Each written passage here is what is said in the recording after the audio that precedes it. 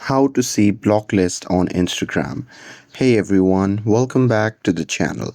In today's video, I'll show you how to see block list on Instagram. So now without further ado, let's get started. So here, first thing first, open the Instagram app on your phone.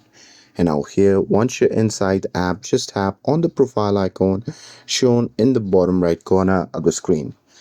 And now here, once you're inside the profile section, just tap on the three dash icon shown in the top right corner of the screen.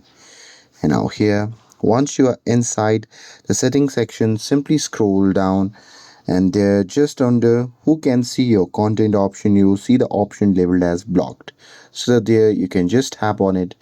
And now here, once you tap on this new section, you'll see the list of all the peoples that you have blocked on Instagram. And that's it. With this, if you found this video helpful, then don't forget to like, share and subscribe to get updated for more videos. Thanks for watching and I'll see you in the next video.